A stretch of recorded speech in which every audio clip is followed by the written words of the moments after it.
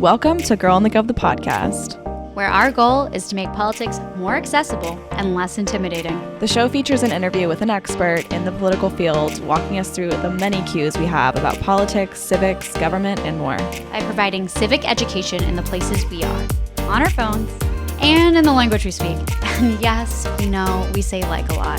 It's kind of the point, because politics needed a rebrand. Welcome back to Girl in the Gov, the podcast. We're back. Happy Wednesday. Samantha, how are you doing? Been better. Haven't we all? Yeah. I would just say, if we're thinking about, life on Earth right now, I'd give it a negative 10 million. And Life on Earth right now, the Yelp review is low. Can you imagine the aliens are like looking at us like, we're good. Together. We're going to literally like have a great time on Earth. We're going to stay up here and, have a great time all killing each other. Great. Like literally that is the viewpoint and vantage point they must have. But I do want to say, preface for everyone listening, obviously there is a lot of fucked up shit going on this planet right now. We have shared some resources in the last GovHub newsletter to follow, and reporters, people that are on the ground reporting on what's happening, doing interviews, the whole 9 yards. They are better equipped than us to be reporting on things. We just want to also say, please be so cautious of the misinformation and disinformation that's out there. It is terrifying. Seen so many things spiral out of control that are not true from every end and spectrum or whatever over the last few days, or even I guess we're going into weeks further than days at this point. So please be very cautious, use critical thinking, look at the news sources, and again, think critically, for lack of a better term, at what you're seeing, what you're viewing. It just is. It is what it is. So that is something to really consider. If there's an episode that I could recommend of ours, it is our episode on deciphering misinformation. It is from last fall. You will find it. It is with a really amazing person from Google who talks all about like some of their resources on misinformation, disinformation. And if you go back through our library, we definitely have some other ones talking about media literacy as well. So please take the time, do that. Even just looking, making that your Google search, making that a part of like your day of figuring out what are some of the best methods and ways to go about looking at, reading, interpreting, and thinking about media that you're seeing. That is just so freaking critically important. I can't say it enough. So that is that. What we are going to do, because we do focus mostly on the kookiness, the craziness, and the banananess of Congress at Girl Gov, we have to talk about the speaker race. And gotta get your thoughts. Such a saga. Not too many thoughts that are like different even from my thoughts of when like McCarthy was, doing his whole campaign to be speaker. We have Jim Jordan, who's now vying for the speakership and already lost one round of votes and has, 16 Republicans to flip in order for him to become the speaker, which it's just giving McCarthy 2.0. It's giving historic, and it's failure to launch. Failure to launch. This party sucks. They don't know how to govern, and it's embarrassing. It's beyond. It's so weird. There was this tweet, and it's from a Republican congressman. Can't remember who. Politico featured it. I put it in GovHub, and he was basically made like a joke of like whoever loses a bet like gets to be speaker, like how shitty at like a job or like being at that like end of it is.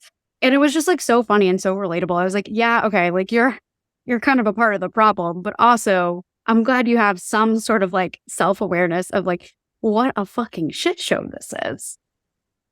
It's just I can't. So not it. And I don't know what's going to happen. I have a feeling, given the fact that this is just like, it's the same situation that McCarthy went through. Jim Jordan, I think, is going to also have a hard time getting the votes that he needs, and multiple rounds of voting and delays and good reason. Like the guy is like a Jan 6ther, first of all. Second of all, just ignored sexual assault allegations and abuse allegations. Like, wants a national abortion ban. Like, the guy's not good for so many facets of the Republican Party, especially anyone that's in a purple district going into this next election cycle. Totally. And like the thing is like each person that they put up, they're all terrible. And I just don't expect them to pick someone who is more maybe moderate or more just fucking normal in the head. So the bar is low for me as far as like who actually runs. And then the bar is also very low for me for them to actually get confirmed. So it's just madness. It's truly madness. I can't. I went to coffee with our friend Bev, who's a TikTok mutual of ours turned friend, which is so fun. And she used to work on the Hill and was like sort of talking about like all of the dynamics. We were really talking about like, who do you think's like going to win it? Like, what is that going to look like? And she's like, I don't know. And I was like, I don't know. And we like literally were like, we couldn't like come up with like a consensus. You know what I mean? Like there seems like no clear path. And I think that's what's like so puzzling about like some of the political moves that we've seen the last few years, or even like especially since like the midterms with the Republicans in charge of the House. Like there's no clear fucking path. Like no, and there's no then, our entire government is derailed from actually being able to do anything and govern for its people. Yeah. So yeah. Well, it's just let this not be forgotten. Yeah, agreed with that. And even too, when I was pulling action items for GovHub, I was looking at one and I featured it and I was talking about the Farm Bill and making sure that there's conservation funding in it. And I didn't realize until I was like, catching up on it, that the Farm Bill funding from like the last 5 years, it expired on October 1st. So like them not getting to that means like the funding that gets reauthorized and debated and reauthorized and whatever every 5 years is kaput right now. Amongst a gazillion other problems. But yeah, that is just something to note. Yeah. At this point, something to note. Add to the files. Yeah, it's bad. But here we are. We will see what happens. And, I will be across the world as this plays out. Which leads us to our little housekeeping moment, which is that there will be no episode next week. Your girl's going to Bali. So it's fine. I'm not jealous or anything. I won't be living vicariously through you or anything at all. No, literally cannot wait to hear all about it. I really hope that you bring back some cute little animals. Yeah. I saw a friend of mine just went maybe like last month and she was posting all the stuff and part of it was these monkeys, but they're like mean.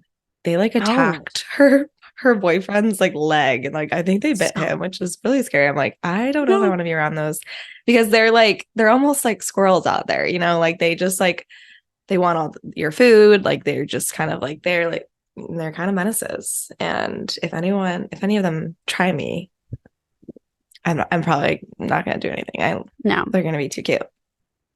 This is they can bite me and I'll still probably be like, oh, thank you for the bite. You're like, wow. Yeah, I'm like, oh, kiss.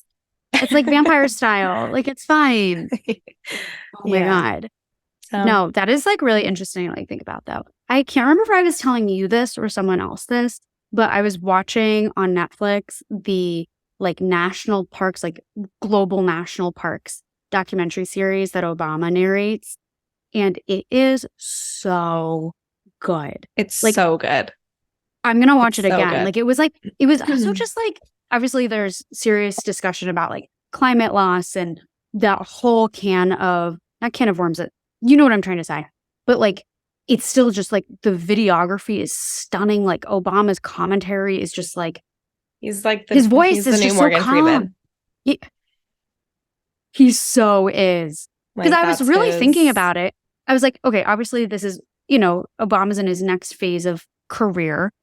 And therefore, like, as a prior, president, like, you have all these different, like, opportunities and you can kind of, like, the world is your oyster in a lot of ways. And so, like, obviously doing some of this, I guess, what would you call it, like, voice acting or voiceoverness? I don't know. Whatever you call it is, like, a part of that. But I was like, thinking, I was like, wow, like if he never even like became president, went to politics or whatever, this would have been his fucking calling. Like, Totally. I was like, can I get White Noise by Obama? I know, you know what? He should be one of those people on that Calm app. You know how they have like some Mhm. celebrities do the meditations or whatever. I No, would 1,000%. I would subscribe. While we're on the topic, also, if you're not subscribed to Hot Mic'd, which is one of our other newsletters, because we're just newsletter girlies at this point, it's the way the cookie crumbled and we fucking love it. So anyways, Hot Mic'd is our opinions on different things, you know, POVs on different political mishigosses, recommendations, things we're watching, things we're reading, ridiculous political memes, like coming from like sort of our perspective. So if you're curious, like what we're chatting about, DMing about, which includes right now a video of really hot hockey guys that I sent Maddie. So that might be in this week's edition. So I love really hot hockey guys. no, they were like, so you're going to die. Like I literally was like, marriage immediately. Marriage. It's fine. Yeah. Yeah. Yeah. So nonetheless, make sure to subscribe. As always, all of the links for all our different newsletters and stuff are in the description of our episode, on the website, all of that. But we do have an episode. You sure do. Samantha, do you want to introduce our guest who is going to be talking all about governors? We are talking about governors. We were talking about governors' races, specifically 2023, which are happening now. We just had a result of one of those races actually happen this week, which is bananas. And of course, talking about 2024 and beyond, because there are no off years in governors' races. Like there really just aren't. So we're talking to Ofirah, who's the external affairs director at the Democratic Governors Association, which we just called DGA. And then we realized that like we are always saying that and no one knows what we're talking about if you're like not like hard on nerding it out with us. So regardless, DGI is not a sorority, although maybe it could be, because if we got all, oh my God, imagine it were like, you know, all Democratic women governors like across like all of the states. And then it was just like the DGA sorority. I'm obsessed. The merch. Also, they have really cute merch, just saying. Just shouting that out. I do need to get some of that. Regardless, we're getting to these governor races, what's happening, what's next, all of that. So without further ado, here's Ofirah.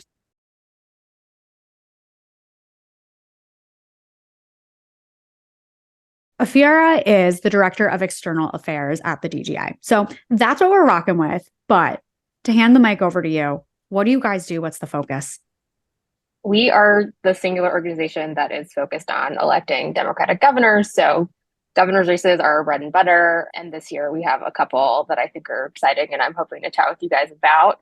But our relationship to them doesn't end after the candidates. When they're sworn in, we are supportive of our incumbent governors, making sure we're able to connect all of them, provide good advice and strategic input to them.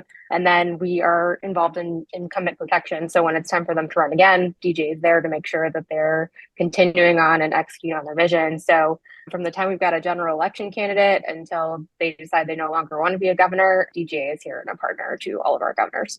I have a random question. Yeah. Since you say like to the time like that they don't want to be a governor anymore, like are there ever those conversations where there is a governor that say they've gone through their first term and they're able to, you know, run again and they're like, you know, this was fun, but not for me.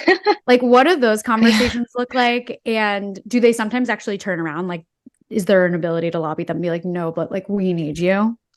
I think it's different. Like the rules are different in every state. So like Virginia comes to mind when we're talking about this, about how you would run for one 4-year term and then constitutionally you're barred from serving a consecutive one, right? So like that's an obvious one where you say, well, my time is up. Maybe I'd want to consider, you know, running again should the time come. But I think about somebody like Governor Jay Inslee, who has, you know, served quite a long time, served the state of Washington very well.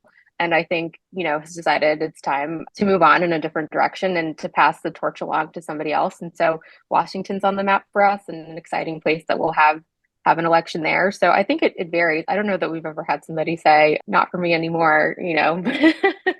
But, you know, I think sometimes it's the timing of just like the office or how things are constitutionally set up that makes it that case. Or maybe you've been a really excellent public servant like him, or, you know, North Carolina, I'm sure will come up for us too. Governor Roy Cooper has been an amazing governor of North Carolina. Unfortunately, is term limited and has to move on. So, you know, I think it's just so totally dependent on the state, which is what's so interesting about DGA. No state is the same. Right. It's crazy. Well, how does DGA like do the work? Like what does the support really look like? Yeah, I mean, I think right now it really varies depending on the place, but we're able to be a strategic partner, I think, to every different aspect of the campaign. So our communications teams work pretty closely together. We're able to offer strategic advice and support to them. We're able to offer advice on how to do digital content, how you could approach getting prepared for a debate, any number of things. If there's some sort of gap that we can provide help on, DJ wants to be there and be a partner in the way that makes sense to our candidates. So I think that's really the name of the game for us when it comes to a governor's race. And again, looks different in every state depending on what the rules are, and some of that's getting like super in the weeds on what financial support we can provide. But want to be a really good partner to folks from the day that they're the general election candidate until and through election day.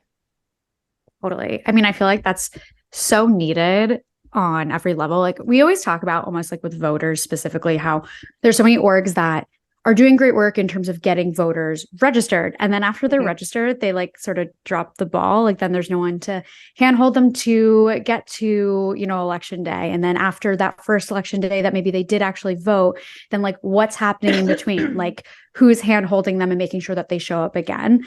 And so it's always come to like our, sort of purview of like, okay, like what about for also people getting elected? Like what happens? You won your race, then like who's helping you figure out like where's the bathroom, or like literally, like how do I, hire a staff? What does that look like? And so I'm curious too of like when, governors are elected, that support in terms of organization and getting an administration off the ground, like what do you guys like help with there? Like, what does that look like?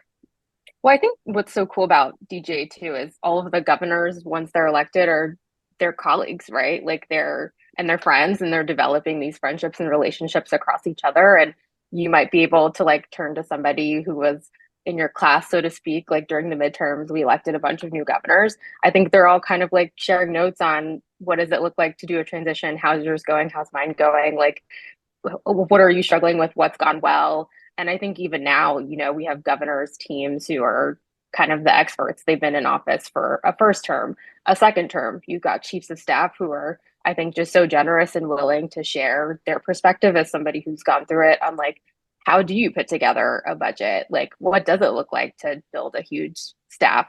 What does it look like when you're thinking about heading into a re-election year? Like, how does that change from the beginning when you were just trying to get your feet off the ground into when you're looking to get reelected? So I think that's kind of the cool part too, is we can kind of be this convener of all the governors depending on what stage of office they're in, and they all just are cheering for each other when they're in cycle or not, and want to be helpful in that way to each other too.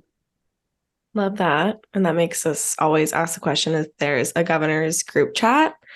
We've had like, some secretaries of state on, some attorneys general, and we've heard there's some good group chats across the country. I don't know for sure, but they all chat all the time. I know that, and it's kind of fun to see them when they all are able to get together, like cracking jokes, hanging out. Like they're all clearly friends, and I think lean on each other for advice in the same way that like I would have a peer that I would call maybe about like what I'm doing. So it's Right. kind of fun to see that, I think. Yeah. And when we do have a chance to kind of get them together, to see them in a more casual setting, just kind of like talking like colleagues about like what's going on in their state, or like what they're bragging about, or cracking jokes with each other. It's funny to see like Governor Shapiro and Governor Moore like needling each other about like the Eagles and the Orioles and everything else. Classic. It's kind of funny to see. So I don't know if they have a group chat, but I do know they all have a good time and like good relationships amongst each other.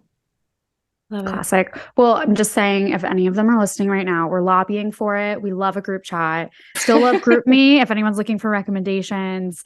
But of course, we have to talk about 2023 governor's races and 2024. But we just found out like what happened in Louisiana, which is, as our friend Mandy Landry says, the bad Landry won the race, meaning that the seat is going to flip from a Dem to the GOP. And so I'm curious, like what the lay of the land was like for this race. Like what were some of the expectations going into it, and sort of what are like the takeaways? Yeah. I think, we've been very lucky to have Governor John Bel Edwards as our governor in Louisiana for the last 8 years. And I think always kind of knew it was going to be tough to replicate his success there. Certainly weren't taking our eyes off the ball. And DGA was very proud to invest in Sean Wilson and his campaign and provide support to it. But kind of putting that coalition together of folks who elected Governor Edwards was, I think, something that we knew was going to be tough. And so we were realistic about our chances. And unfortunately, it didn't go the way that we wanted. But I think hopefully, I don't think it has any impact on what we're able to do in Kentucky and Mississippi, which are the two governors races we have left. And even in the past, I think it's gone one way in Louisiana. And Steve Beshear, who's the father of Andy Beshear, who's running for election in Kentucky, he was able to win the governor's race in Kentucky a couple of months after Bobby Jindal won outright that year as well. So I think we know it doesn't have any impact, not the result we hope for, but very, very proud of Sean Wilson and the race that he ran. Yeah. And we would love to kind of hear more too about these other ongoing races here in 2023, Kentucky and Mississippi. What is the lay of the land right now? How are those looking? We're getting down to the wire, but would love kind of a landscape breakdown. Yeah. Well, incumbent protection for us is the name of the game. So reelecting Andy Beshear for another 4 years in Kentucky has been, I think, our North Star of the cycle. And I think he's making a really great case for reelection. He's been a really strong, compassionate leader for the Commonwealth of Kentucky. He led the state through numerous crises. He's brought in record job numbers, done a really great job on economic development, bringing jobs to the Commonwealth. He's fought for teachers. He's kind of making the case for continuing on in a really good practical direction and fighting for progress for Kentucky families on the issues that matter most.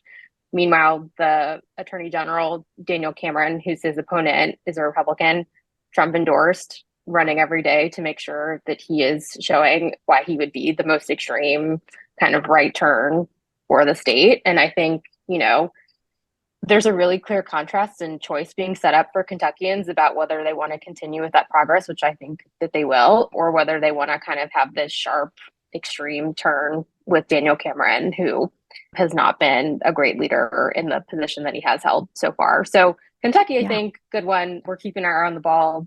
There's no off years at DGA. So we know that we're going to run really hard and we're investing in supporting Andy. And I think he'll get the job done in November. Mississippi, I think, is not a state a lot of people probably would have thought we'd have a governor's race on the map for, but I think it really has some exciting potential to be an upset. Governor Tate Reeves, who's the Republican, is really corrupt. He's one of the most unpopular Republican governors in the country. And I think that's because he has had all of these crazy scandals, whether it's welfare fraud. I think people, if you Google welfare fraud and Brett Favre, Tate Reeves is the other name that you add to that equation. And he's been not a great governor for the people of Mississippi, refuses to expand Medicaid when there are hospitals closing in the state constantly, and hospital CEOs are raising their hand and saying this would solve for this.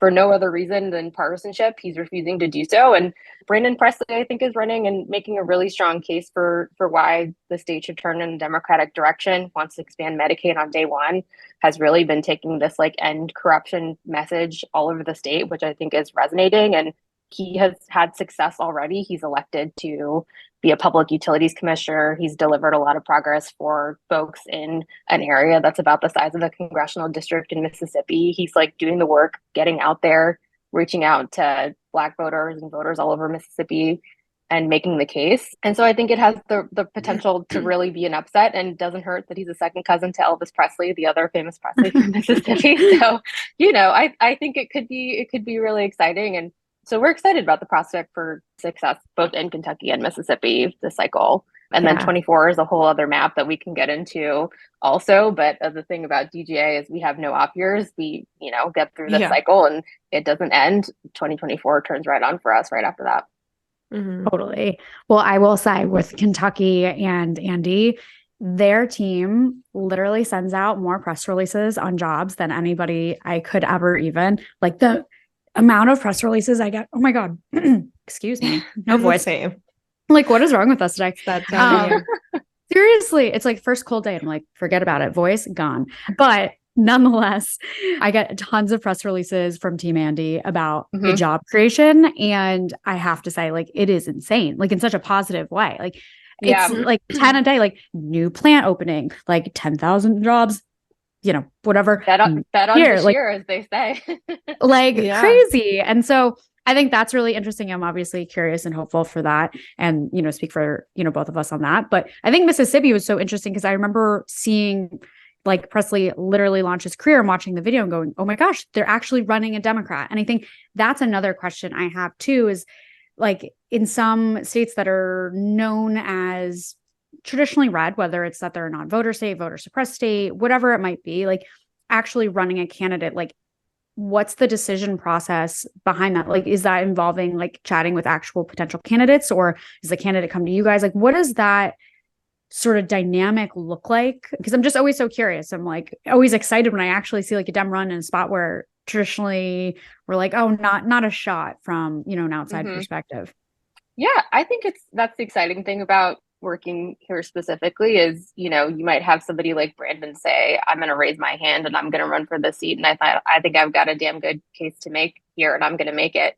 And so we have a lot of candidates come to us and before they even launch and say, hey, I'm thinking about it, want to get your take or just get your sense of how this can go. We can't get involved in primaries. That's why I keep saying, like, once we have a general election candidate, like we're all in. We're setting up the coordinated campaign. We want to make sure that you've got everything you need the second you're the Democrat in the race. But we hear a lot from folks who are thinking about running, kind of want to get a sense of what it even means to put together a team, a campaign team, what it means to run a race.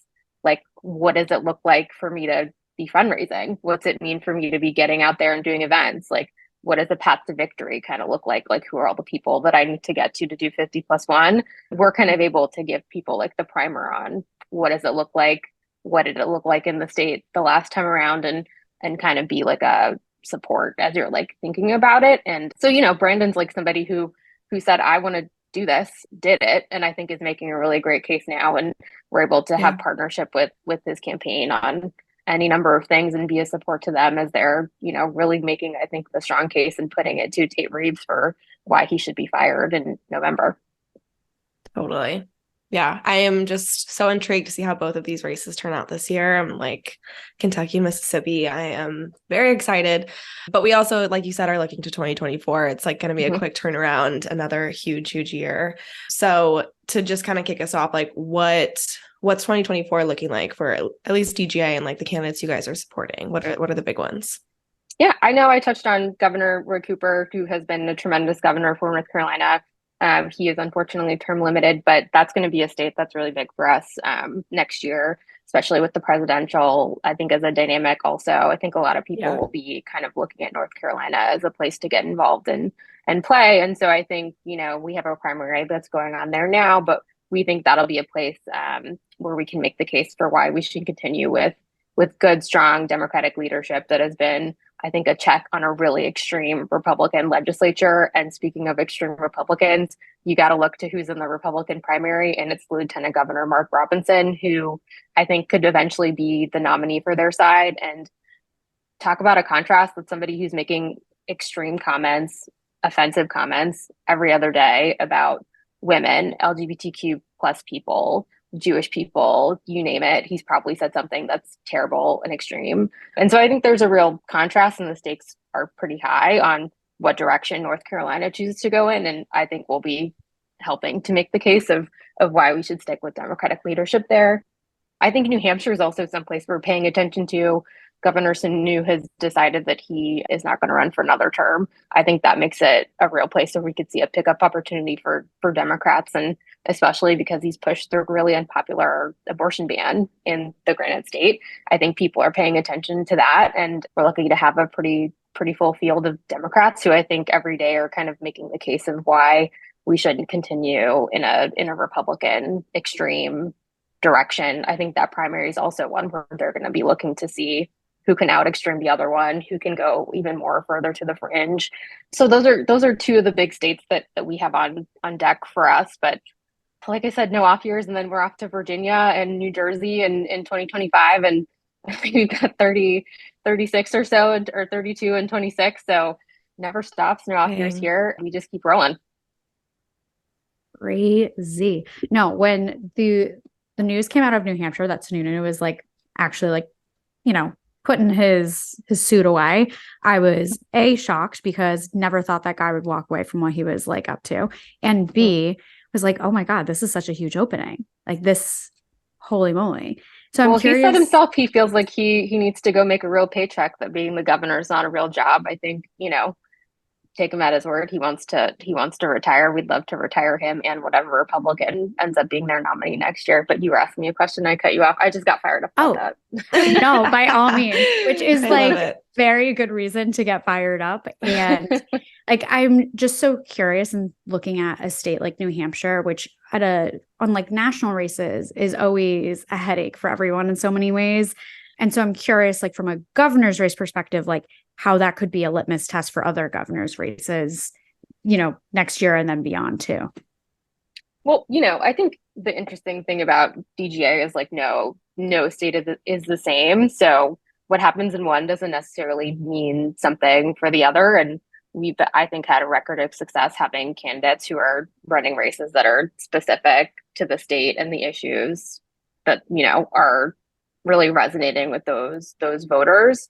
So like, to me, litmus test is like not a word I would use, but I think sometimes the issues can be, can carry over. Like a lot of our governors, I think last cycle, we had a historic midterm cycle. And I think that's because Democratic governors were focused on talking about what matters to people, making sure that we can cut your taxes. Governor Kelly in Kansas, another person who's in a state, maybe you wouldn't think we'd have a Democratic governor, focused on, something as everyday as axing the food tax in Kansas. And that really resonated with people. So I think every state's a little different and kind of makes variety the spice of life for us here at DGA. Yeah. What other like electoral, I guess, factors really play into different governor's races? Like, I'm really curious too about when there's, a Senate race lining up with the governor's race. Is there a lot of coordination between those campaigns, just given it's like both very like statewide elections looking to hit the same voters? Like, what's kind of the strategy there? Yeah, like I think North Carolina is a great example of a place that a coordinated campaign will be pretty important to have, right? To make sure that we're using resources in a way that benefit everyone from the governor's race down the ticket. And so, coordinated campaigns are, I think, kind of the bread and butter of the work we do. And it's part of the way that we can be helpful to when there's a primary going on. We can kind of be one of the folks who are at the table, making sure that the minute you're out of the primary and it's day one of the general election, there's like infrastructure and planning and, coordination that's already been happening. So you can step in and kind of go, okay, great. Like now we're shifting into this place and we're not starting from scratch. We're not having to like do day one, like voter contact. Nobody's ever heard from us about how there's a governor's race in November. Like nobody's heard from us that there's, voter registration deadlines that are critical. Like people have been hearing from us on what we know are the top line issues, right? The economy, whatever it is that we're talking about in those states. I think we're able to do that and really be an asset to campaigns in that way also. Yeah. Because I'm also so curious just even about like results of things. Like I remember with Wisconsin, like during the midterms, it's like we ended up with, Republicans still in the Senate and then Democratic governor. And it's like so interesting to me because again, it's like statewide. Like we've done a ton of, episodes and focuses on gerrymandering and like where that, has its impact. But when it's like statewide like that and it's the same group and the result is different, like I'm so continually perplexed by that. And I'm curious, like what your guys' experience has been with that and sort of seeing and analyzing that data. Voters are interesting. They never quite, right, you're talking about like Governor Evers. We're very happy to have him, reelected, but they continue to elect Ron Johnson in the state of Wisconsin. I'm, very hopeful we'll elect Tammy Baldwin there. But, I think that's kind of what makes all of this interesting. Like not everybody votes straight ticket. I think that's why we have a lot of candidates who are able to run and win in some of these states you wouldn't expect. Like, again, to point to Governor Kelly in Kansas, who is really able, I think, because she was speaking she's speaking to the issues that really matter to people. She was able to break through and continue on and be the governor. And again, Roy Cooper is another great example of that, right? A Democrat who I think is really defending reproductive rights, voting rights, fighting and being a check on a super extreme legislature, and has a lieutenant governor who I just laid out says and does offensive things all the time. That's kind of just the makeup of the state and how it's gone. And I think, we're able to kind of, on the governor's level at least, make a case for why your governor is so important as a backstop against a lot of this extreme stuff. They're able to be a veto pen on a lot of the extreme things that we see coming down the pike, whether it's people trying to put through bans on reproductive rights, whether they're trying to cut down on voting rights. I think can make any number of cases on why, at the end of the day, to me, a governor can be a check on any other extreme choice that, or a person that gets elected into the dynamic of state government. Totally. Wait, you just brought up something that I had in the back of my head, meant to ask earlier for the first moment of lieutenant governor chit chat. Okay, so I know that like not all lieutenant governors are obviously, like I know it's different in every state, like somewhere it's like, okay, like you're kind of running on a ticket together. Others where it's like, it's a Republican and then there's like a Democrat as like the governor. Like, how does that dynamic work? Like, do they want to kill each other? Like, you know what I mean? Like, how does that, and what have you guys seen with that? I mean, I don't know. I think like Governor Cooper is a great example of somebody who's been able to get a lot done, work well with a Republican legislature on the things that he is able to work with them on. And Governor Beshear is the same, right? Thankfully has a lieutenant governor who's a Democrat, but the legislature there is Republican, and he's been able to make a lot of progress on things like adding healthcare access for folks. They were able to come together on legalizing sports betting for the first time, which I'm sure is one of the many of the 10 press releases that you're getting from Team Beshear on the economy. Yeah. I think there are areas where they say, okay, I've come into office, like I want to get things done for people, and I'm going to figure out how I can do that. And a lot of the time, I think Democratic governors are the people who are able to kind of figure out what's possible. Like, how can I get to yes on a lot of this, and to be like indefatigable, on it. And like, again, I'm really shouting out Governor Kelly here a lot, but like right now she's really making the case. She hasn't stopped about why they should expand Medicaid in the state of Kansas, like why it would be beneficial. And like some people would say like, why bother? And I think she knows if you get the right amount of people in the room at the right time, you make the case a number of times, she gets one more person over that she didn't get the last time. That means healthcare for people who didn't have it the day before. And I think that's like so meaningful. So as Governor Shapiro likes to say, like Democratic governors, they get stuff done. And I think they're just like tireless about figuring out the angles on how they can do it. And so I have no shortage of things to like point to, luckily, on all the great accomplishments they're able to achieve, whether they do have, a legislature or like dynamics that are not a trifecta, or when they do. Governor Tim Walz in Minnesota, I think, is a great example of that, of somebody who just had the legislature and everything else unlocked and was able to, I think, do what he calls a Minnesota miracle. There's kids that are getting school lunch for free now. He's able to cut taxes for families in Minnesota, just making all this meaningful progress for people that wasn't possible before that. And I think really took the opportunity and ran with it.